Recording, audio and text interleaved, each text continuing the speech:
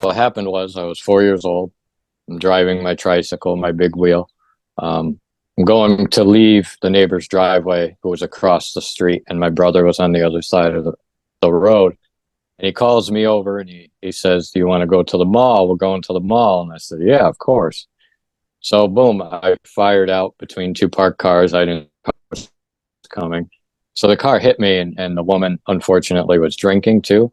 So she didn't know she hit me. And I was so small. She actually kept going with me under the car for probably about another 20, 25 feet until people stopped her.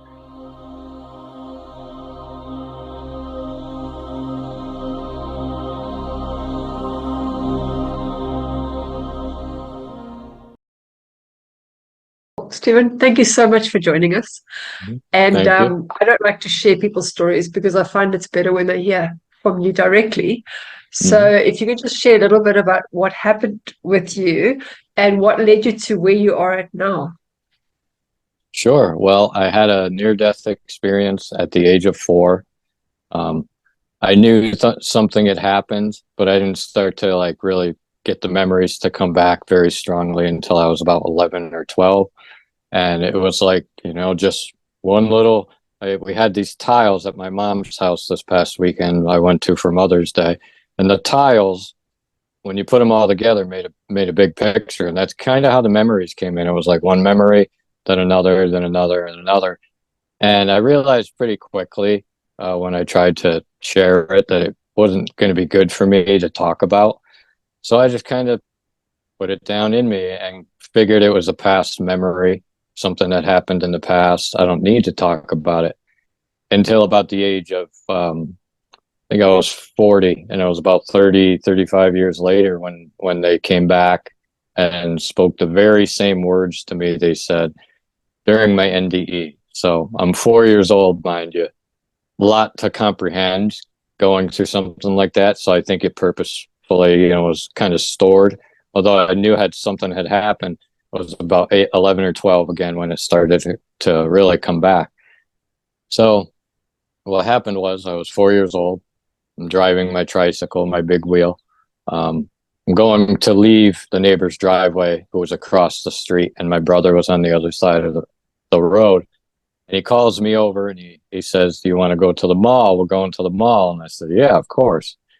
So boom, I fired out between two parked cars. I didn't know it was coming. So the car hit me, and the woman unfortunately was drinking too. So she didn't know she hit me. And I was so small. She actually kept going with me under the car for probably about another 20, 25 feet until people stopped her. What I remember is a blur. And then I remember all of a sudden I'm looking at myself and I see my eyes roll in the back of my head, and then the screen just kind of fades to black like the end of a movie, and then it opens up again. And I'm sitting with someone, or who I think it's someone, and I'm leaning on them like this, and I got my head down. And I open my eyes. I'm thinking, who is this?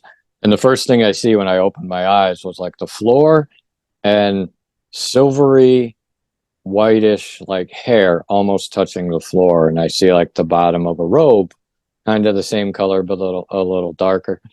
So I'm still thinking, what happened? Who is this? And I turned to ask him what happened, and instead of a person, it's a being that has a hood. It's like a hooded robe, and instead of having a face, they have only light where their face should be. It's just bright light, brighter than the sun.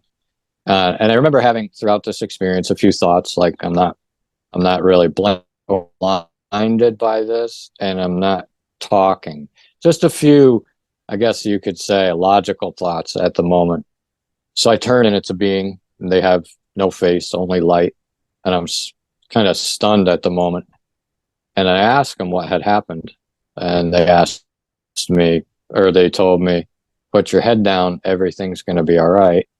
And so as I put my head down, I'm just, again, this being's face and like awe. And I feel myself getting pulled like into the hood where this light is. And the scene changes the kind of further I get stretched out, if you will, because that's what it felt like. The scene changes to like meadows and nature and flowers. And they had colors there I hadn't seen ever to this day. It was so much more alive, vibrant. um, different kinds of flowers, and just meadow after meadow after meadow, and there's a path, and the colors were like flowing through the flowers. It was like they were their own beings. Um, so I look at the end of this path. I'm just kind of like taking this in, and I notice there's two figures, and looks like they're playing. And I kind of focus closer on it, and it's strange to say, but it was like it was far away, but it was right next to me at the same time. So I focus on the figures, and it's an elderly man and a little girl, and they're playing, and she laughs, and just this energy comes out, and it floats through the air, and it touches the center of my heart. And I realized, once I started to remember what this feeling was, that that's when that place touched me, and I realized everything was one, that it was all love, that everything came from, and that it would go back to love eventually. But that was my home. That suffering, pain, hate, anger couldn't exist there. It wasn't that it didn't. It was that it couldn't vibrate high enough to really match that atmosphere or whatever it was. But I had that instant knowing of frequency, and that download of like love. And I wanted to go there, and the being said, it's not your time. We have other things to show you. And that's when the scene just, it's like somebody pulled away just the whole scene, and it just changed to like almost a night sky, but it didn't have any stars, but it wasn't quite black. It was just like a night sky. And I noticed these lines going up and down, back and forth, and they tell me this is the quantum field. This is how humanity creates their reality, through their thoughts and their emotions that send a signal, and that's stored in this field and returns to them. And I'm like, okay. And I'm just kind of being placed in these positions to just watch this stuff and download it, I suppose. But so I'm watching, and the next thing I see is like a triangle kind of coming at me, and it stops, and it's almost like got lines that are like bluish white around it. It's like glowing in a way. And then I see it has 3 points on each tip and one in the center. And they tell me this is heavenly, this is the Trinity. This is Heavenly Father, Divine Mother, and Holy Son. Make the 3 one. And then I'm like, okay, that kind of fades. And I don't really have any back thoughts. I'm not thinking about it. I'm just literally at 4 years old. I'm just, what's happening? You know? So the next thing I see is I'm kind of looking down on almost like a wagon wheel, and there's a pillar of light in the center. And I see out of this pillar are almost like spokes going out to the outer rim of the wheel. And they tell me, when you come into this incarnation, you are the energy of love, and you spend your energy to have an experience in this material reality. And they were showing me that field correlation again. And I understood that this was me. There were just things being spoken without being spoken as well. And I see these energies going out from right about where the heart would be, and they're touching the outer rim, and they're kind of coming back. They're communicating. There's some sort of communication happening. And I see these little screens. Like I gotta kind of like focus, but I see these little TV screens stored in this outer rim of this field, like a screen all the way around me. And they tell me these are your memories and experiences. That people store them in the field, but that it's also possible to have your life review while you're alive, and to bring this all back into the present moment, to restore yourself. And then that's when they kind of point off into the corner almost. I couldn't say corner like we observe a corner, but I see a card, and it's like a credit card, and it's missing a corner, and it has circuits on it. And they tell me this is your divine blueprint. And I suppose that was mine amongst many. But they say this is your divine blueprint.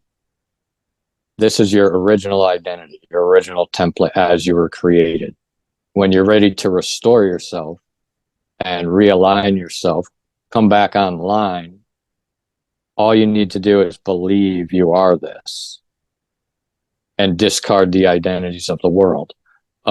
In kind of like probably different, but it was believe that you are this image of creator you were made in, and this will begin to recircuit your system, so you come back online as that divine being who came here as love to have an experience of being human.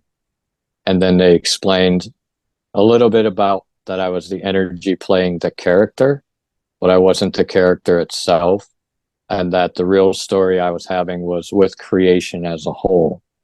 And so a lot of this is just getting downloaded. Okay, I come out of this experience and I'm asking people like, what happened? Oh, you had an accident. I'm like, well, no, there was something else. Something else happened, and I knew it with every fiber of my being, but I couldn't remember what. And then that's when 11 or 12, the very first memory was sitting with this being and talking to them. And then it was a small win for me. I'm like, yeah, I'm not crazy. Something did happen. So the memories, and I mentioned I tried to talk about them once or twice, and I realized it didn't look good for me. I was already awkward enough, and so I just kept it in my past. I'm like, all right, I don't even really need to talk about it. So fast forward, 30 years later, I'm a retail store manager at a video game store. I'm going in for a surgery on my elbow. Now, at this stage, I had numerous car accidents even after this. I flipped a car over at 75 miles an hour. 3 people flew out of the car as it was rolling. Miraculous. Everybody landed on the lawn and walked away. Nobody knew how. And just more instances of being somehow guided through these experiences. I was convinced at one point that I wasn't allowed to leave with all the experiences I had. But after all these accidents, playing sports and all these things, I had so much body pain. It's insane. So I was on the medication just to go to work, which resulted in a lot of emotional depression, darkness, addiction. So I'm going to work, in pain. I figured I'm going to be in a wheelchair by the time I'm 40, 45, whatever it is. Either that or I'm not going to be here. So very negative person.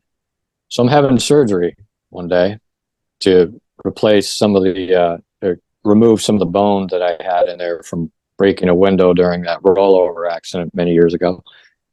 So, and I still have the broken collarbone, the broken shoulder blade, and all these other things that are going on from when I was run over. So I'm in there and I'm feeling kind of panicked. I just get in there. I hadn't had medication yet or anything. I'm like really panicked. All of a sudden I don't want to be there, and I don't even really know why, but I'm like, I got to get out of here. And I sat up, and right at that time I sat up, there was this energy, like a warmth that started from my feet and wrapped all the way around me, like a cocoon, if you will. And it was warm, and it was the most perfect love I had ever felt. Like I knew everything was going to be okay. And this energy literally just sat me down and then said, Stephen, same thing they said just about when I was 4. Stephen, put your head down. Everything's going to be all right. And that was when I asked them what happened. You were in an accident. Put your head down. Everything's going to be all right. So that instant when this being said that to me and I recognized the voice and what they said, that was it. My reality was just gone. All these visions started right at that moment, flowing through me, all these emotions. My body got really warm, really chilled, really warm, really chilled. I come out of the surgery. It's a couple days later, and I'm noticing all these energies around me. And I'm like thinking at first, am I crazy? Am I seeing something move? Because I could see them moving out of the side of my vision, back and forth, back and forth. And they started to grow into more prominent silhouettes. And they were like silhouette of people, except some of them were smoky, some were light, some were dark. And they're just boom, boom, boom, moving around. At first, I thought I was haunted. So what did I do? Literally thought I was losing my mind. I went back to the doctor and asked him what he did to me because I was that frightened at the time. So I'm sure I look crazy there. So it took me probably a good couple months of downloading, learning what was happening to understand that it wasn't happening to me, that it was happening through me, and that I was witnessing transmissions that were coming through me, and that I needed to tune my divine instrument, tune my thoughts to match my emotions to create the embodiment I want. So all these things, I'm just many times throughout the journey of when they came back, I'm walking through these periods where, am I crazy? No, wait a minute. Okay, this is how this works. Am I crazy? No. So it's like the figuring it out as you go along and you're being guided through it. So slowly I learned how to discharge these energies, but not before. What really clued me in on the quantum transmissions and all these energies that we created was not only seeing the wagon wheel and understanding, okay, this is happening through me and it's being placed out there, and that I have these that I had created through time. The wagon wheel helped me, that medicine wheel, but also when I started to communicate with them and I was like, leave, you don't belong here, et cetera, et cetera. And they would literally start to communicate back. And 90% of it was, you're no good. You're never going to be anything in your life. To hell, you're a POS.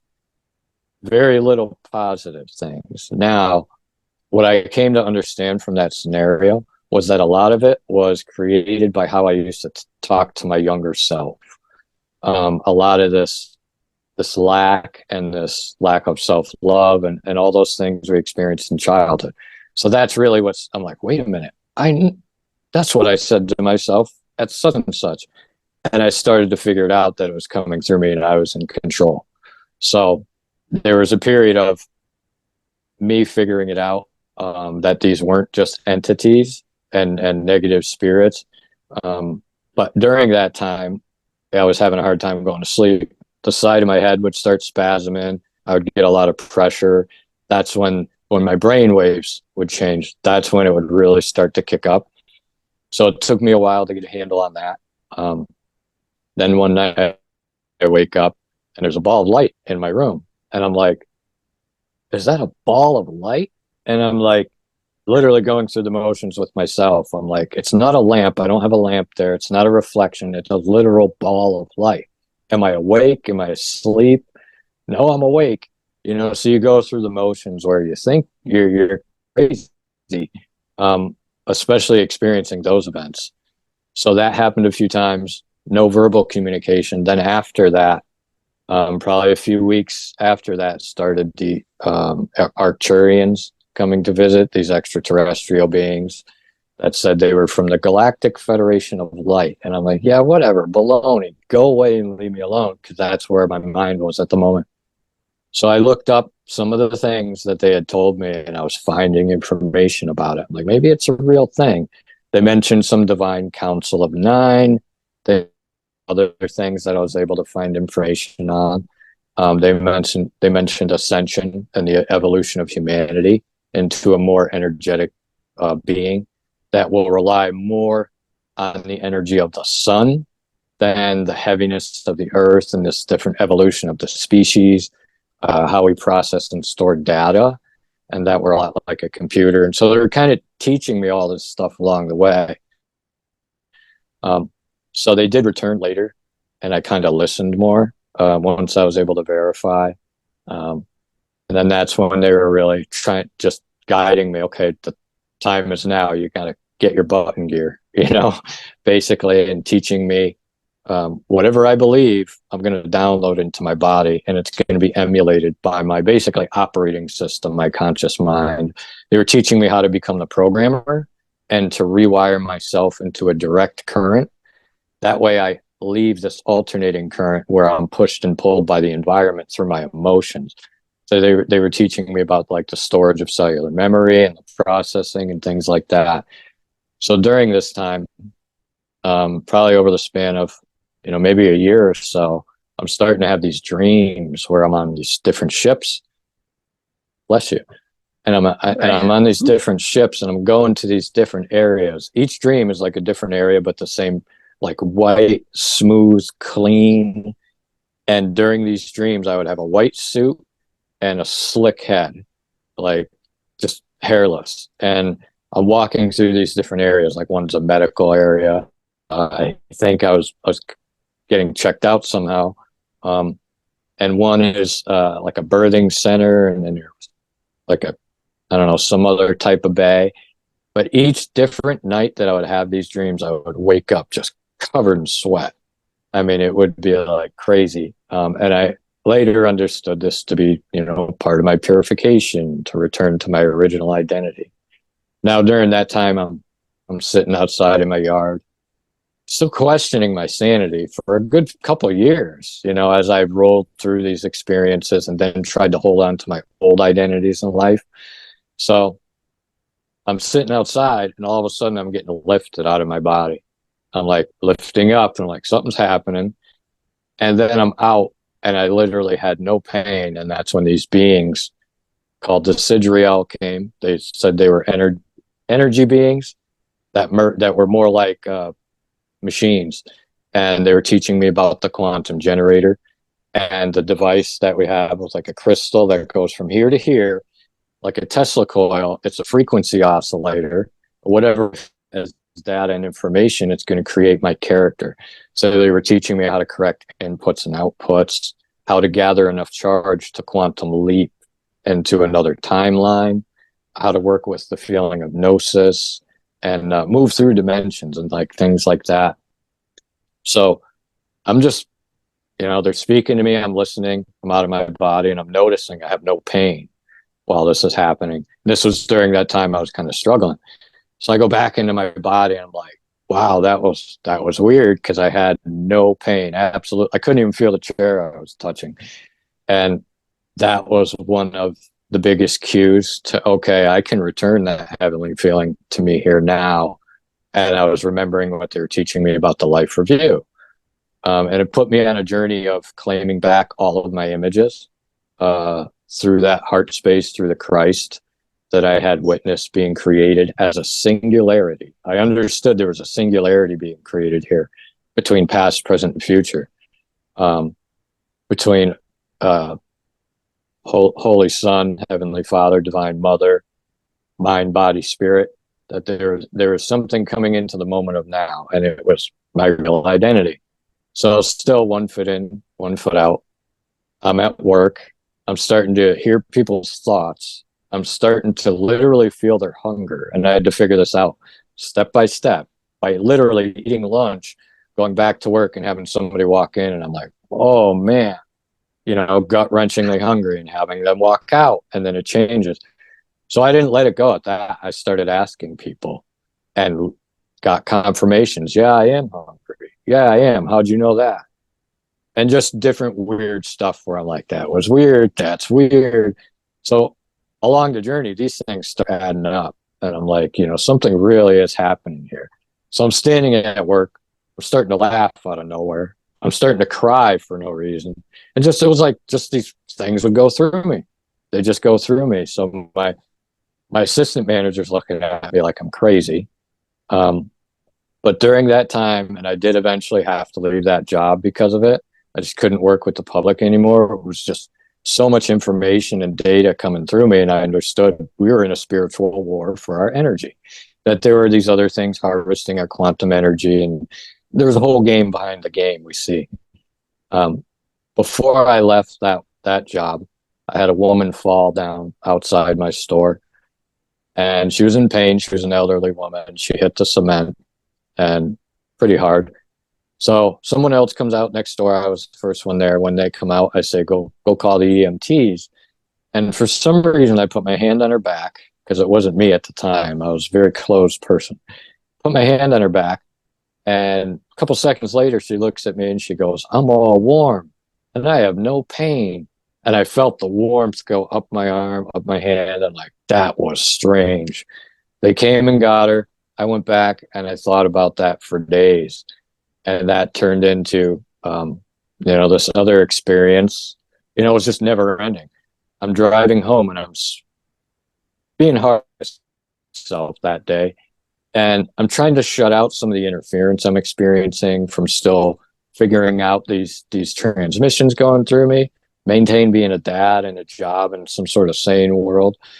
So I'm driving home and I'm being hard on myself, and this voice comes to my right and it starts telling me how beautiful I am and all these people that love me and all the things I've done to help people, reminding me of all these things. And I'm like, I notice it sounds a bit different, than these other voices, which were kind of like more whispery and harder to hear. This was constant. So I said, who are you?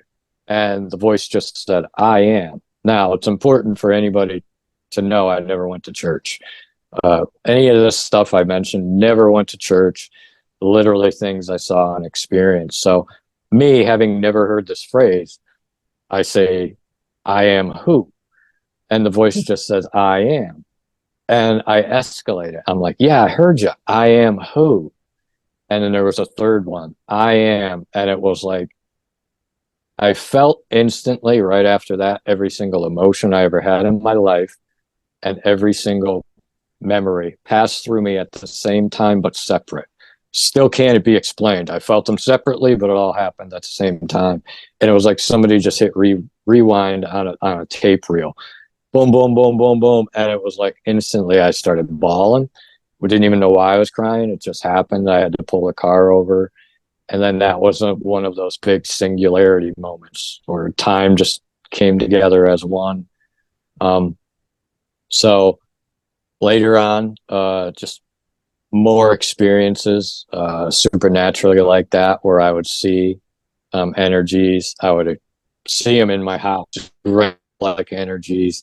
I would start to get like angelic communication. I couldn't avoid it. Put it that way. It was like I would go somewhere and it would be angel this, angel this, angel. It was like my attention was just being tuned there so that I guess felt safer and kind of understood. And later came to understand that they're within all of us, that they work with all of us. So, throughout this period, they're guiding me to rewire my system into a grounded state, into a direct current, and learn how to send all my neurotransmissions, recircuit it back through the Christ, back through my heart space to discharge them instead of storing all the stuff in my body. So they're literally walking me through an and then I start telling my story and then thinking I can help this person, I can help that person. And then later it turns into like people are messaging me and they're like, hey, you showed up in my vision today. Hey, you showed up in my dream. Hey, you showed up in my meditation. One woman said, I signed up to work with you and you showed up to me and put your hand on my shoulder and asked me why I wanted to work with you. And I'm like, wow, sorry about that. But it was slowly just through these experiences is figuring out that like it's all one and we're all operating in space too. And really it was when I left the job, of working with the public, being a retail store manager, that I started to heal. I started to reconnect to nature. I never went to church, but for some reason I knew I had to talk to God. So I tried to go to every church I could find. And I was very disappointed with a lot of it, but thankful that somebody was there to at least listen.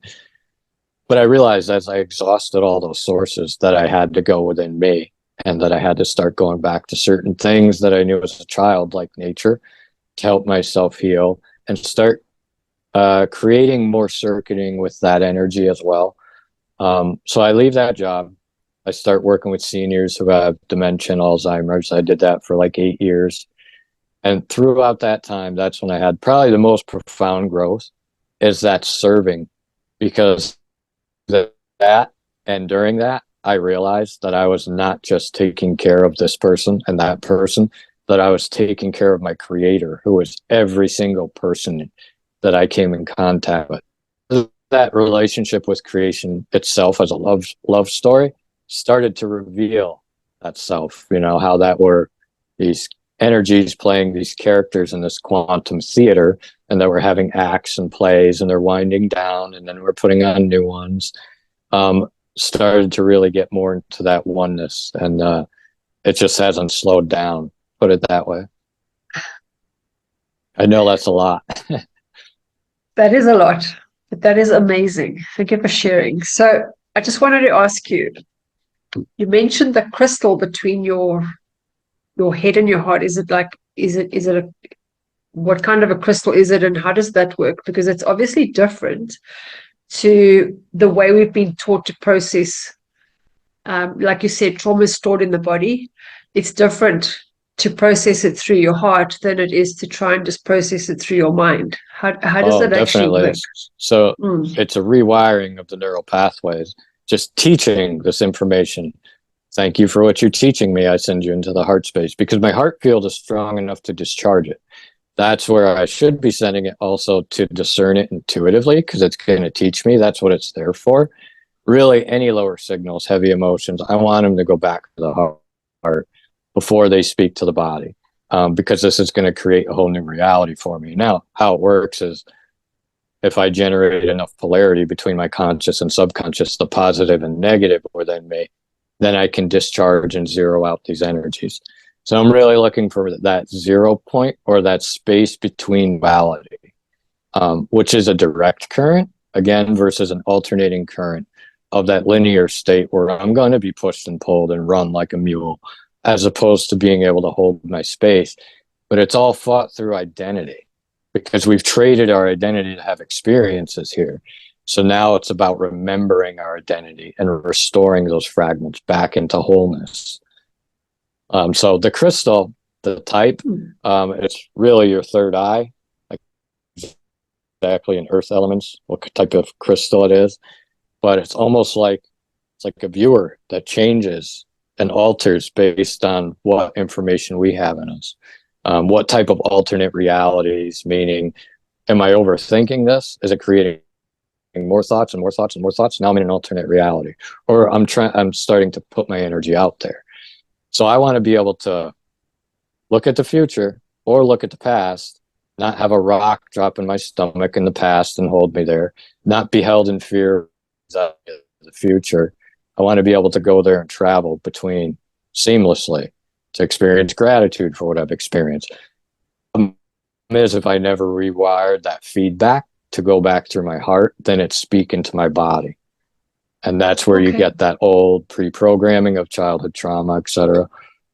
Yeah. I'm looking to become the programmer, in other words. Yeah. It's almost like the viewer and the projector. Yeah. Could it be? You want to become more connected to the one you are behind your thought. Up there with the video game controller playing the game as the eternal being, more so than being in a body, because that's when we're going to experience pain and disharmony and relate to all these other perceptions of the world, rather than thinking and focusing on it being a sacred and a very short one at that. Yeah. So the alternating current, would that also be like an emotional instability, kind of like just being thrown around like the wind, blowing you, which for sure, being reactive. And that's when like most people, or doctors, they want to label somebody bipolar if they can't control that. Now, I'll give you a secret. Everybody's bipolar. You have both positive and negative within you. It's a matter of, can I control them or not? Then we look at neural hijacking and other things. But by making the two one, that's when we start to hit that 0 point. That's why I want to make my conscious and subconscious one, my thought and my breath, heaven and earth, and all these different correlations, divine feminine, divine masculine. I want those two energies to become one. Then I'm no longer at war with myself. I'm the controller. And I'm no longer at war with the world, because I can see all these other people have these programs to overcome. It's less personal. Yeah. And I also want to look at, I'm the one feeling the feeling, not feelings themselves. I want to have that line of identity drawn. Sacred creation. I'm the image of creator I was made in. Because this is going to give me an easy access point, an easy out of any type of density I'm in, disharmony. If I can know my identity is sovereign, then my body's going to agree with that. So it's whatever I feed to my body and believe myself. Yeah. So the 0 point, I know Dr. Hugh Len talks about that. He actually wrote a book about that. That would be like connecting to the quantum field, right? So you're not living in the past, you're not living in the future. You're able to just be totally that present. Point between duality. Yeah. So how would a normal person... And you're going to... Sorry, go ahead. Yeah. No, carry on. Oh, I was just going to say, you're going to experience incoming charges to your particles. So that's why it's important to do the programming, because when I'm at that point in between duality, I want to hold that star, stabilize that charge, if you will, and hold that space. So when these things do come in, my inputs, they don't push me right out. That's why it's important to have that firm grounding in that 0 point, if you will. Yeah. So yeah, that was actually my question. So how would a person be grounded? I know like things like nature and meditation and stuff like that, but if somebody's busy hurling abuse at you, in that moment, you're not really feeling grounded or stable. How would a normal, I mean, like I've done a lot of work, but somebody who hasn't, maybe, how would they be able to not take it personal and be in that space and realize that it's a part that someone's acting out and it's just an emotion? The most effective thing you can do in real time as you're experiencing it is any energy that's lower to say thank you for what you're teaching me and really mean it, because then you're stopping that communication to your nervous system right in its tracks. Thank you for what you've taught me. I send you through the heart space of gratitude. Now you're effectively do that. If you do that consistently, you're creating those new neural pathways for this new identity to sustain itself that's less attached to the baggage, the gossip, and the drama. But it takes a little, retraining you to go here. So genuine thank you, mind you. It's just like when we relate to somebody in the real world and I say genuinely thank you or not genuine. I want to genuinely thank this energy because boom, I'm flashing it with a charge. I'm stopping it.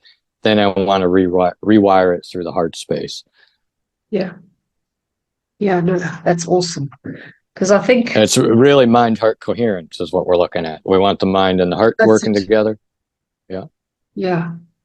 Yeah, because I think like I try my best to be staying except when I'm in traffic. But I know if I send light to somebody, it's amazing how they actually back off. If somebody starts coming really close to me, and it's just a thought, I don't even have to think hard except just to say, I send you light, and they back off. And it's just that simple. It's not hard I'll do work that at too. all. I'll like resonate love in my heart. I'll be like, Yeah, it's amazing. Okay, yep. so you were mentioned It's a spiritual interesting to war. watch, though. It's Yeah, it interesting. is. Well, you see the people getting guided by their programs, especially in traffic, because it's such a subconscious activity. Yeah, but I mean, obviously, people do feel it. It's like if you were at the shops waiting in queue, if people tend to get really close to you, and they invade your personal space, and it's so frustrating, and you feel like that in your car too. It's just the space is a bit bigger, so you kind Yeah, of they're feel like like, basically little ants sending communications back and forth, and they don't even yeah, realize it. awesome. Yeah, so you mentioned the spiritual war, and I work with women who've been in toxic relationships specifically, and I've always been saying that narcissism is spiritual warfare. There's a lot of stuff going on that we can't see in the physical, and I've experienced it from dark forces and stuff like that. And I Yeah. believe that they are siphoning our energy, and is one of the reasons they find it so hard to leave because their energy is being siphoned. Yeah, definitely, because they're being held down or grounded out. That's why it's important for them to take control over the polarity in their system, to start working in their system with positive and negative. Because when I control the polarity, it's a lot easier for me to release those and discharge them, as opposed than just allowing myself to be grounded out in these thought forms and these emotions and letting them stick around, because they're literally keeping you from your identity so they can harvest the space you're not using. They're using that to harvest the quantum energy. Yeah. But it's not because it's more of a matter of survival in their case than it is just coming here to punish you and things are negative. Once you figure out how to rewire yourself, hit certain switches and levers, they don't have any power over you. You can't touch me when I'm embodied with the Christ, when I'm embodied with love. But it's a matter of learning how to hold that charge and not allow the world to take it. Yeah, correct. So how would they do that? Definitely work on resetting your identity and what you identify with. Be aware of how you identify with your thoughts. Start that retraining of the brain. I also tell clients, I don't need you to believe in anything in particular. I just need you to work with the feeling of belief itself. So I'll ask some clients, and it's silly, but we'll say whoever's watching now, really think about this. Do you know how to tie your shoes? Think about it. Yeah, of course I do. Do you know how to walk a dog? Yeah, of course I do. Now here's a really challenging one. Do you know how to make a bowl of cereal? That program for some of us is going to feel like a knowing. Of course I do.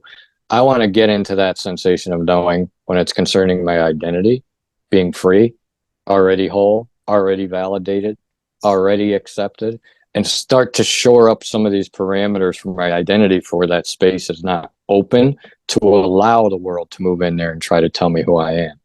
Because as soon as I start giving away that identity to things that, you know, want to identify me in the world, to say you're a brother, you're a father, you're a worker, you're this, then I'm closing in. I'm just putting myself in a box for my consciousness.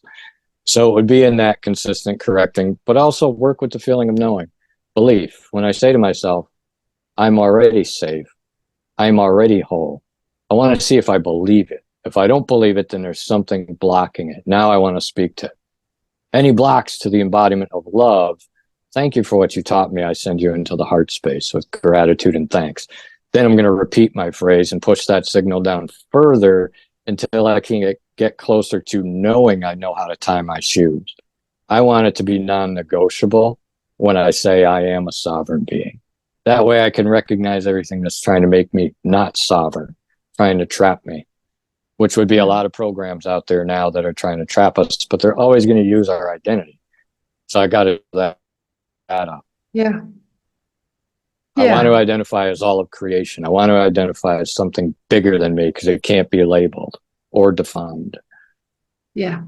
Well, that brings you back to the quantum field again, because you're more than just this person in this body, and you can be whatever. So tell me about your blueprint. You say, is that your blueprint for this lifetime or your blueprint for all lifetimes? That card. Well, I would say it's a blueprint for this lifetime. It's literally like your get out of matrix free card. You get to use it once to restore yourself, and then the accountability is on you for what you create. But it also holds all our timelines. So they're all pre-programmed, and I have many memories of being at the consoles, programming with other beings of light, as well as logging in to the experience as a computational being somewhat. But they're all pre-programmed. The deal is, which one am I going to hit? It's like different slots. Depending on my frequency, I'm going to fall into this range and I'm going to experience that reality. My frequency is embodied with love and I'm thankful and I'm full of gratitude. Man, my experience is going to be wide and open and full of abundance. So it's really a difference in my quantum trajectory. I want to make that quantum leap to a higher timeline, which is why I want to take control of my system and program it. Yeah. Discard all these frequencies that are not me, that came from the world, childhood programming, whatever else, anything that's not love, and take that feedback and send it to where it's supposed to be rather than held in my body. Yeah. Which, by the way, by holding that stuff in our body and holding on to that cellular memory, that's how we're going to be manipulated. They can't affect our positive charge. It's going to be our negative particles that are affected. Yeah, well, they kind of leech off your fear. Yeah, I think fear is the biggest one, actually, and your guilt. Definitely. And you see these programs, too, that are almost like counter programs, like with the Northern Lights. It's like all this fear, and it's HARP, it's this, it's that. That's just a counter program to knock you off your base there. And you get to witness and see the revealing of, oh, wow, that person really wasn't that steady in their knowing of themselves and their divine identity. And I see like a revealing happening, ever since the pandemic. And, I knew right away, that's pestilence. I'm like, that's pestilence. Right away, I spoke on binding the frequency. And I actually was working with COVID patients at the time, didn't take my vaccine. Still a COVID virgin, as they say. So I recognize fundamentally the fields are in charge of the particle. The fields govern the particle. If I take care of that field, if I can generate a high enough polarity and a firm knowing, then this is not going to be able to function. And it's been that way with figuring out. Now I go from someone who had all this pain, taking pain medication, to taking nothing now. That it was being in a high enough resonance to where this function didn't have any capability to communicate. So yeah, through that pandemic, all those things, you see a revealing of who has faith, who has fear, who has, and that's really what I was witnessing through it, was like, wow, man, everybody's got to light out. Yeah, absolutely. You just given me a thought now, because you're not the only one. There are a lot of people that are at this time now saying, I need to speak. I need to get it out there. And something's happening and it's becoming exponential. What would happen if people like you got together and did something else? Because that would shift the field on another level, I'm sure. I think that's a curious question, because I think we are, but slowly. I Yeah. see it almost in like clicks, though, if that makes sense. That even because someone is at a higher level, they're still going to experience some of that feeling of competition and this and that, because Yeah. they're doing the same work as this person. So it's like I see that happening, but in more like clicks. Like I'm collaborating with like IANS, which is International Near Death Studies. I spoke at North Carolina at an event there, as well as at an event where Chris Bledsoe was. I'm not sure if you ever heard of him, but they asked me to on Skinwalker Ranch. He called in the lights, and they came down like the extraterrestrials. So I spoke right before him, which was a curious event. It was a cancellation.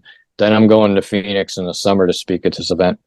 But for me, it's been more speaking, not so collaborative, because I do still see a lot of that out there, as well as the false spirituality where I wear it as, something to escape or as a badge. Man, for me, I couldn't live without it. I need it. It's part of me. It's passing on that love to others so that they can be free of the pain, and just being that person for them that I didn't have when I needed someone, is part Yeah. of my healing too. And for a while, I didn't realize I would teach others or show others. I thought this was just for me. This is just to heal me. Yeah, this is cool. Nope. Part of my journey was then bringing that. Yeah. Well, it sounds like you've been through an awful lot. But so now you're healed completely? You don't have any pain anymore? Um, Basically, when I do get pain, that's my signal to reconnect. Go do some breath work. Go do some meditation. Go do this, and then there it goes. So it's there to teach me now as a teacher, rather than punish me and take away my identity. That's the difference. So most days, yeah, I have no pain. But when I do have something lingering, it means I wasn't connecting to my spirit enough. Yeah. So when you're in the present moment, the pain goes. When you're not in the Oh, present yeah, moment, you're making space for it to come in again. exactly. Then I'm going to start to open up a space for another me to resonate differently. But now my power of creation is much more potent because I've condensed everything. And that's the benefit of recognizing all my trauma, fear, worry, stress, anxiety, all that junk. You're all one. I'm one. So now we come together. By recognizing that it's all one, it's much easier to deal with and kind of create polarity in your system, especially Yeah. when you're speaking it into being, and bringing that light together with it. I really want to see myself as one and that as one. Yeah. Yeah, that makes sense. So you Alchemy, mentioned we really. we we don't have to have a life review when we die. We can do it now. Mm-hmm. So would that mean processing all the experiences? What about people that can't remember? What if it's stuff that happened in your childhood before you can remember? Then I generally speak on all childhood trauma, cellular memory, and genetic imprints, things like Okay, so you that. can just say it. You want to, You could just, hmm, okay. yeah, you want to target anything that's not love. That's the goal. Is to take all this, send it back through the heart space, because it's the feedback that's getting stored over here and talking to your body. That's the feedback you want to take back through the heart. Anything you can think of, and it's a lot easier to think of it in terms of energy and data that's just speaking of value to my system, rather than something personal. I'm the one feeling this feeling. I'm not the feeling itself. That's where that Yeah, programming of firm identity comes in. yeah.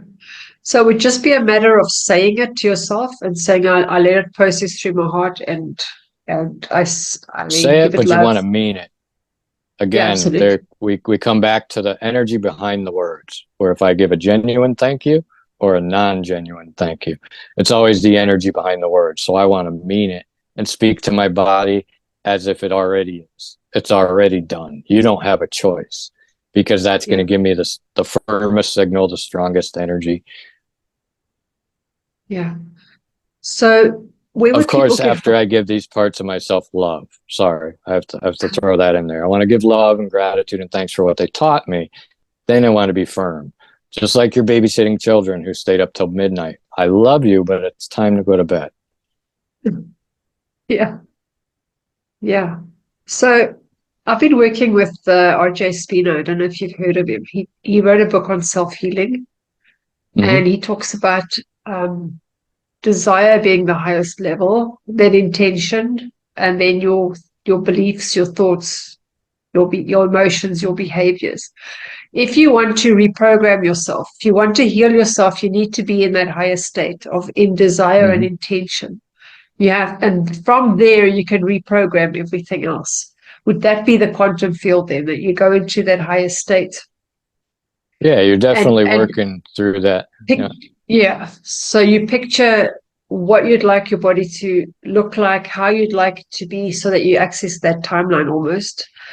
And that way you don't recreate the current timeline you're in, you create the higher timeline that you'd like to have. Right. And you want to start creating that highway of photons with it as well, because it's already there in space and time. And how I do that is by giving thanks. Thank you. Thank you so much. I'm already there. And you want to imagine, you want to trick your body now. And it's really easy in the shower because we take so many showers throughout our lives. I want to trick my body that I can walk out of that shower in a different house. I'm in a different life. I'm in a different reality. All I got to do is walk out of that shower. And I want to start giving thanks for that so my body starts accepting it. It's really a matter of getting my body to accept the most truth I can send it. Yeah. So that's very similar to what they teach with art of manifestation, almost like you've got to know what it is you want and then feel it as if you're already there. Which is very difficult if I can't control the polarity. So that's where we come back to polarity. Is the world polarizing me, or am I controlling the polarity? It's much easier to quantum jump when I'm in control than, if I'm off over here, there goes my energy, my quantum battery, boom, gone. Bring in negative thoughts, opinions of others, whatever I'm giving stock to, that's going to zero me out. Yeah. If it's negative. Yeah. Yeah. Well, that'll get you right back to that. That would actually take you on the reverse trajectory again. Then you'd start again. Yeah. So yeah, I think the main thing is for people to have faith that it is happening and not change their minds all the time. Maybe, it's like not having trust in themselves. It's that faith and that will. And that's something you can't teach people. You can't teach faith and will. That's something that's experienced. But what I can teach them is the sensation of knowing and teaching them how to complete that signal in their system. So that is one way to kind of get around that weak faith system. But it's also the same thing as knowing is faith. But it's just, you call it a different word. Some people, it's really sometimes too, when you're working with people, it's how they relate to certain words. I had a client today that was in a cult, a religious cult, and just getting out and healing from that. So, there's workarounds for certain words and certain things, but I see it as being logged into this experience, going and being human. And now I'm able to return to that identity. And what a beautiful gift Jesus gave us by coming here and telling us how to do it. And that's what I saw in his teachings and really resonated with the Gnostic side of things. Yeah. One thing I've noticed is that a lot of people that have had a near-death experience have come back with a gift of some sorts. Most of the time they can see thoughts or, like you say, feel emotions as well, or they start being able to communicate with people that have passed on. But now, what about the person who hasn't had a near death? Because if we're all able to do it, it's going to be very hard because it almost feels like the veil was lifted, and now that it's open, you're open to it. And we've all got that ability, but it's so difficult. Like for me, I haven't had a near-death experience. So for me, I can sit and think, well, I know I've got guides, but I've never heard them. I know they exist. I speak to so many people and I understand that no one's alone. But yet I have crickets, radio silence, and I know that I believe. So what about the people that don't even believe as much or haven't heard as much that I have? How would we get to that point? Because we don't all want to just die first and then come back so we could do it. That would be the reprogramming of your system. Would be in the speaking and taking authority over anything that's not love, moving that out and starting to embody more of that love by what you're creating within you as well as outside of you. But they're going to speak through your heart. That's the easiest way I've found to hear them, is to say something and then see what I feel. Say something, see what I feel. Because I'm sending a signal, receiving a signal. And there's a circuit going. Just like a lot of other things we create relationships with, it's a circuit. You know, if somebody has, say, an addiction or something like that, there's a they're running, and this energy is running along the circuit, repeating itself. So I want to strengthen these circuits just by communicating with them back and forth, noticing any change. Usually when I say thank you, I love you, I'll feel love just expanded in my center because okay, you received that. Now, that's the easiest way I found to communicate. Other, I want to hear you, I want to see you, and you will get the verbal communication. For me, it's mostly, Stephen, do this. Nope, you don't want to do that.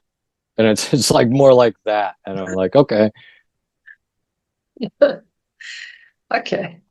Yeah, well, that's easy to do, I think. It's like a muscle. It's like going to gym, Right. train yourself in your intuition and get better at it. And over time, I want to strengthen these highways. Yeah, those highways of light. There's highways of light, and I want to strengthen them. And kind of start to diminish and take away energy from what I'm feeding on Earth, because that's what's holding me down into that lower, heavy, sticky dimension. Yeah, it is.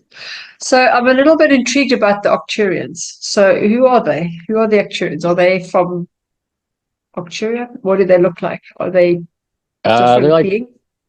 Bluish, whitish beings almost. Yeah, they're one of the races of like the galactic.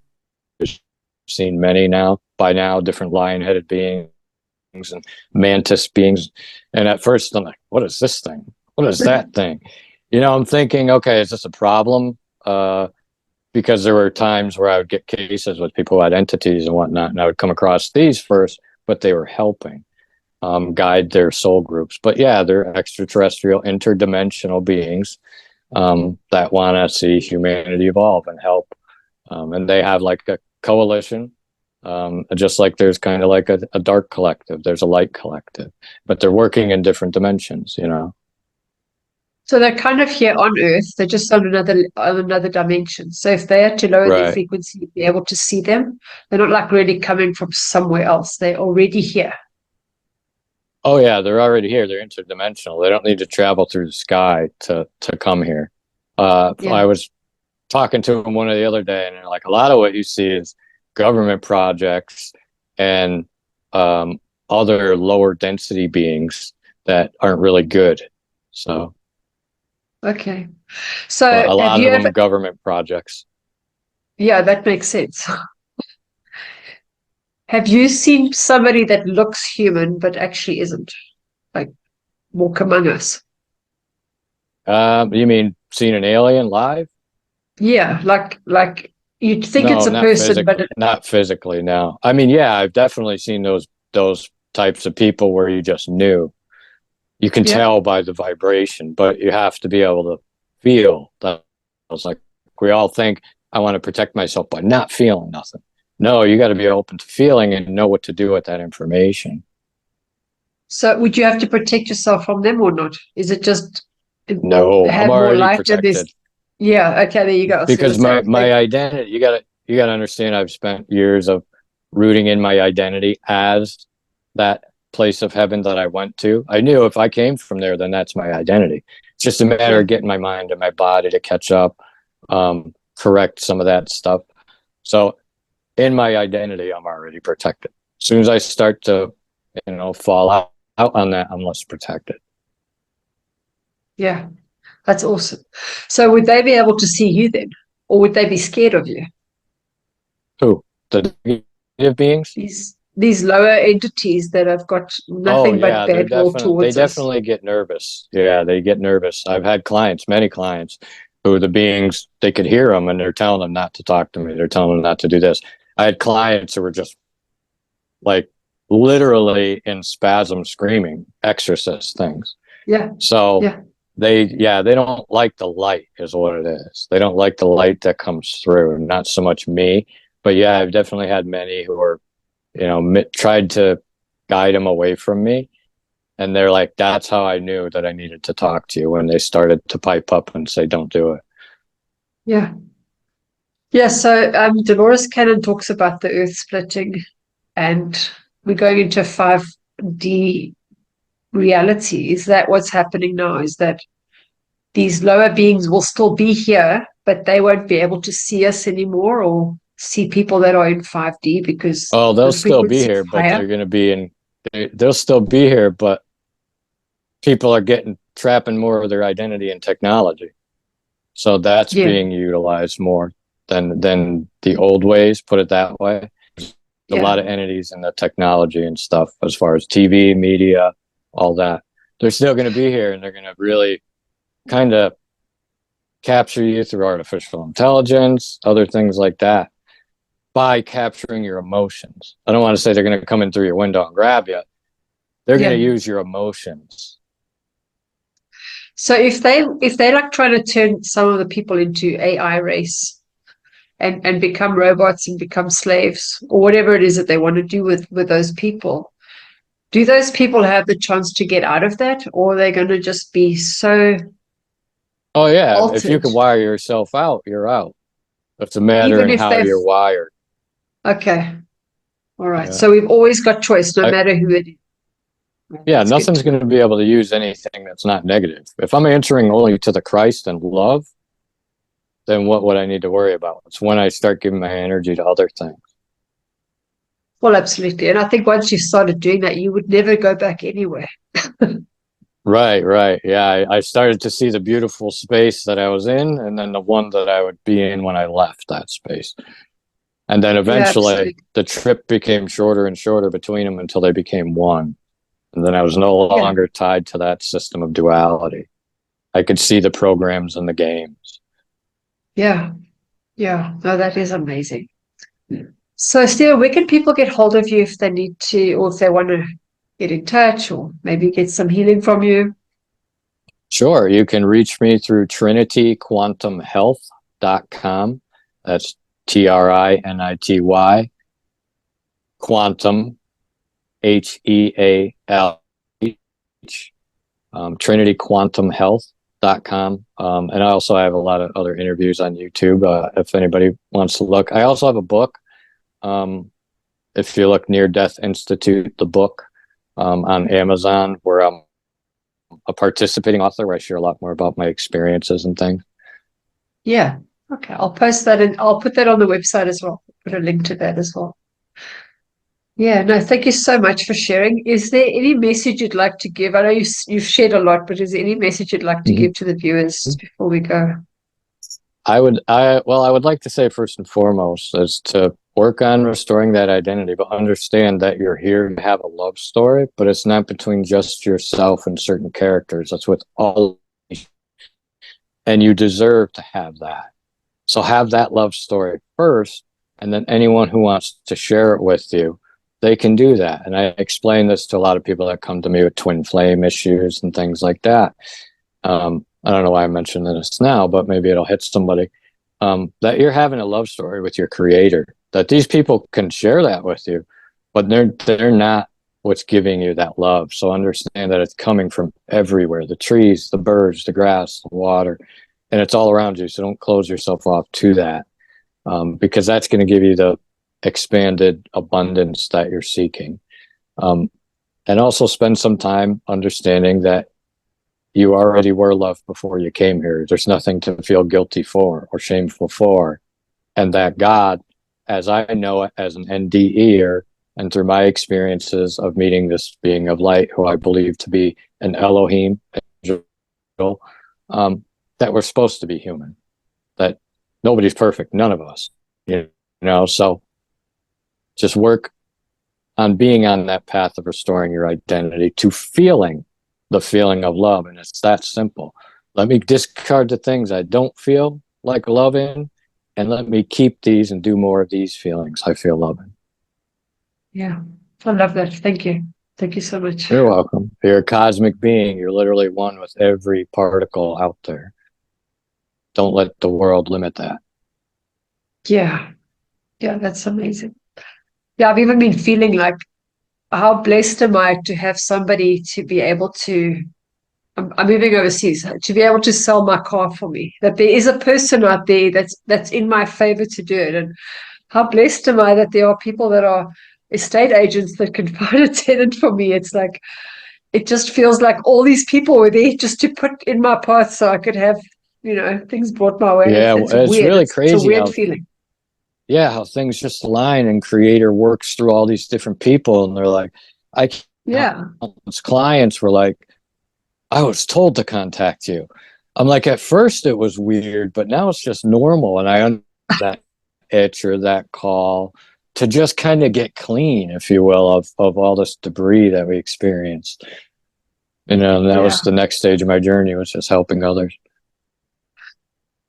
That's what you say. It's serving others. It's how can I add to this world to make it a better place? Yeah. Yeah, I want to leave a good mark,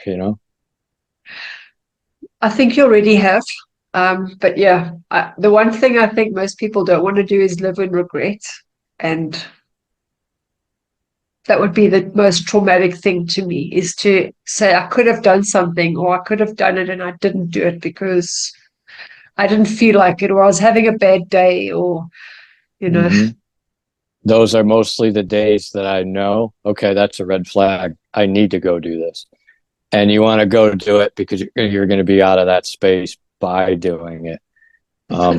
Yeah, go do all the things you want to do now. It took me too long to where I was sheltered into my nervous system. I was squashed. I didn't want to go do anything. And yeah. I wanted to, but my nervous system wouldn't allow me to until I with that wiring and that mechanism. And go see the things you want to do. Buy that comic book like it was for me, and I was a little kid. Start engaging in those lighter things. Yeah. Yeah, absolutely. That'll raise your vibration, and life's too serious otherwise. Definitely. And also, you need humor. Humor is a necessary survival skill. As soon as I start to lose my ability to laugh at something, I know, okay, you got to correct some wiring here, buddy. Yeah. It's always said, like, if something traumatic happens in the world, and then the first thing that happens is that there's a joke about it, and people are like, how could you make light of that? But I mean, you should. Yeah, well, you have to lighten it somehow. Yeah. People are looking for the how to more than ever. Like, the information's there, but it's more like you've had the opportunity to join the dots because you've had these experiences. But for some people, it's like, when I first read David Hawkins' work on letting go, I was like, yeah, that's easy to say, but how do you just let go? I mean, it's like, okay, just let go. Very hard to do. Yeah, it's So like trying to pull apart two strong magnets. I have to change the polarity in me first, and then that's going to naturally separate it. yeah, exactly. And it's just like, it's the understanding. And sometimes it could be just different words. The way somebody describes it to the way somebody else does it gives you a different way to go, okay, now it clicks. Yeah. Yeah. Well, thank you Yeah. for having me. All right. No, thank you very much. Okay. Bye-bye. All right. Talk to you later. Bye bye.